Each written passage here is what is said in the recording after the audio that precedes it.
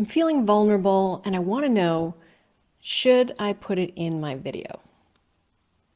This is a question that I got asked by one of my clients not too long ago. And I thought it was a really interesting question. I'm going to share with you what I told her a little bit later on. But first, I want to kind of open up this topic about vulnerability in your marketing videos. Now, a little bit of a caveat here.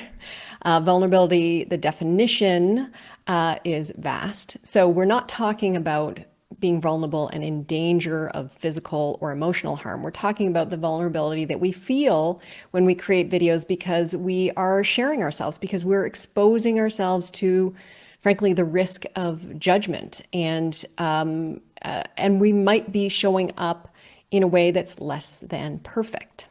So that's what we're talking about today, vulnerability in videos. And you might be thinking to yourself, well, why is this even a question? Why is this a question? And I'll tell you why. Not too long ago, maybe a few years ago, we started to see a lot of videos from people who have a personal brand, and they were showing up in an extremely vulnerable state. And part of the reason that they were doing this, and I'm just going to share my opinion about this, okay? Part of the reason that this was happening is because people figured out that vulnerability equaled views. Videos where you showed up vulnerable were more likely to get shared, were more likely to be commented on.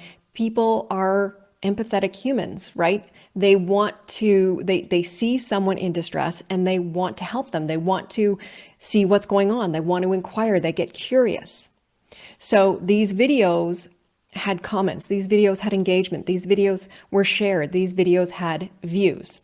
And so it kind of became a thing where people were showing up with vulnerability and being vulnerable. They're showing up in their most vulnerable state because they wanted to get those views. And in a way, what they were doing is they were looking to build their the awareness, their brand awareness. So the reason that it's a question today is because a lot of people see that and think to themselves, well, is that really going to be good for my brand? Is that going to help me build my authority as an expert? And so this really comes into play if you're an entrepreneur who has a personal brand. So maybe you're a coach or a consultant, maybe you're a course creator, or you have a service that you provide. So you're a personal brand, and so your videos generally feature you. So should you show up vulnerably? And what would be the risk of doing that? I mean, you're thinking to yourself, okay, so this vulnerability thing, it gets more views, it gets engagement, it builds brand awareness. That all sounds like good stuff, right? But here's the risk. And here's the reason that my client was asking this. The risk is it can also threaten your authority. It can threaten your any kind of statement that you might be making about you being a leader in the space. Yes, we are human. Yes, we all have down days. We all have times when we ask ourselves questions about whether we're doing the right thing or whether we're belong where we are, right? So that's a real authentic representation of what you're going through. But you have to ask yourself, is that going to help your brand or hurt your brand?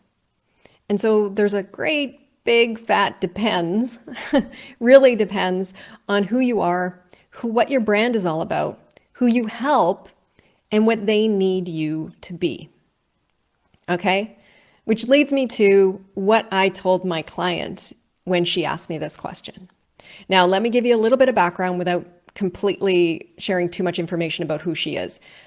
The business that she runs, she has a membership site and she's a coach, and she helps people with a transformation that they're going through, a transformation where they're going to be able to live their lives more fully. So the situation is she has previously gone through this transformation. So her fear was if she shows up admitting that she's not all the way there, that she still struggles sometimes, that she will no longer look like a leader. She won't look like the person who can guide them. So here's what I told her. The transformation isn't instant. You're not teleporting on this transformation. It's not like someone decides to have the transformation and then poof, they have it. It's a process.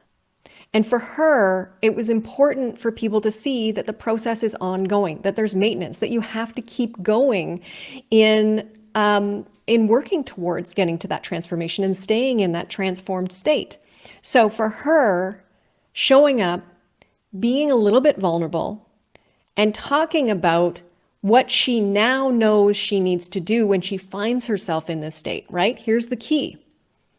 The key is share the tools you have.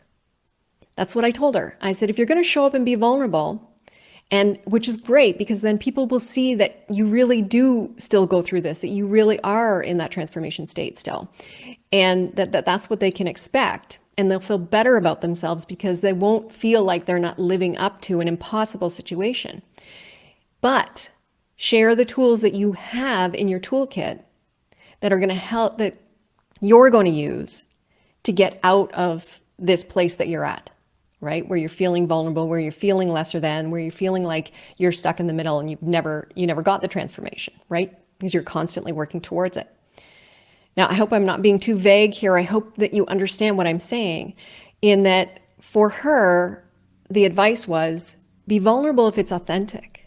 Be vulnerable if it's going to help people understand who you are and that you are just like them going through the process of transformation, and let them know about the tools that you have at your expense, that you, or availability, that you can then get past this stumble, get past this hurdle, so that they can see what they're learning, what you're working with them towards is going to be something that they can use forever and ever and ever, because that transformation is a process.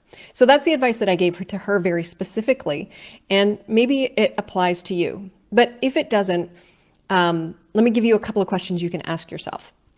If you're thinking about if you're thinking about showing up a little bit vulnerable in your videos, if you're thinking that you need to be there and be vulnerable in your videos, here are a few questions you can ask yourself. Okay, number one, are you showing up in this vulnerable state because that is authentically where you're at? Or are you showing up in a manipulative way? Are you deciding to be vulnerable because someone told you that vulnerability is going to get you views? Are you being vulnerable just for the sake of being vulnerable in your videos so that you can get those views? Don't do that. If that's the impetus for your vulnerability, I really caution you against that, because first of all, your ideal customer is smarter than that. Right? It might get you the views, but it's not necessarily going to get you your clients. It's not going to help your brand. Don't be manipulative in your marketing. If you're authentically feeling this vulnerability and you want to show up, then that's one thing. If you're creating a state of vulnerability for the sake of a video, that's not good. Okay. The second question you want to ask yourself is me showing up in a vulnerable state, maybe a little less polished than I normally am, maybe a little less perfect, maybe a little less put together, and sharing the real struggle of the process, is that on brand for you? Is that something that is going to help people understand who you are, what you represent, what your values are? Is it on brand for you? Does it make sense for the brand that you've been building?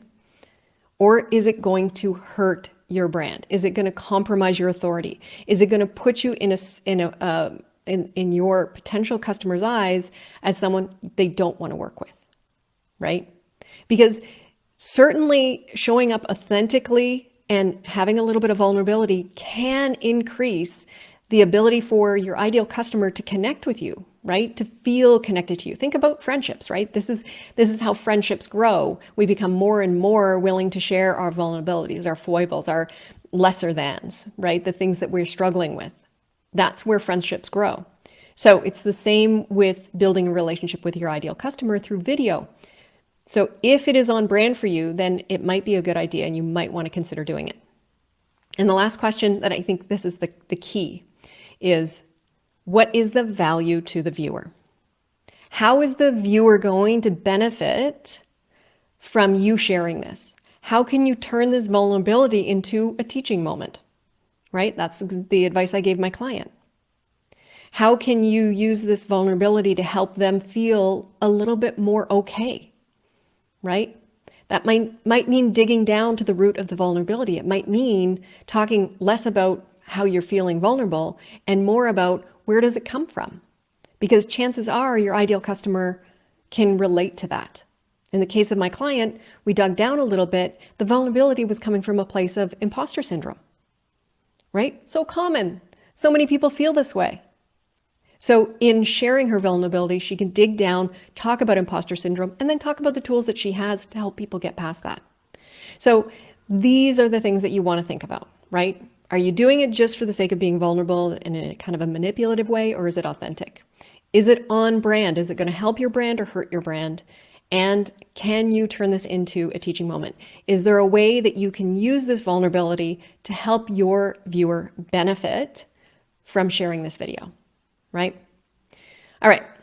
That's my view. That's how I see vulnerability in video. The way I see it when it comes to video marketing, when it comes to content marketing and connecting, building relationships through video. But I know that there are a lot of different opinions about this. So I want to ask you, how do you feel about vulnerability in video? Are you comfortable being vulnerable? Do you feel like you're vulnerable every time you do a video? Is it this thing where you're just constantly feel exposed every time you do a video, and therefore there's no such thing as video without vulnerability? But from a more specific perspective, when you are in a more vulnerable state, do you feel like you could share that in a way that will benefit your ideal customer and your business? And while we're at it, I'd love to know how you feel as a viewer when you're watching a video where a little bit of vulnerability bubbles up versus a video where it's all about the vulnerability, while someone is just showing up, in a complete mess. How does that make you feel? Do you feel like it's authentic, or do you feel like it's put on and that it's not really working for the person who's sharing that vulnerability? I'd love to know. I honestly want to know your opinion on this. It means so much to me to have these conversations because, as entrepreneurs, as women in business, this is a big question for us. And it's important for us to have this conversation and to be open about it. There is certainly a part of being a woman entrepreneur that is a little bit different than a male entrepreneur, because this whole vulnerability thing feels different for women. A lot of women feel like they can't show up vulnerable because their whole lives they've been competing with men and been told to be emotionless, right? Maybe that's why these videos resonate so much, because they're counter to what we've been taught. So how do you feel about it? Are you comfortable being vulnerable on video? Whew, that's a mouthful. And how do you feel when you see videos where the person on camera is being vulnerable? Put those in the comments. I can't wait to see what you have to say about this, and I look forward to continuing the conversation in the comments.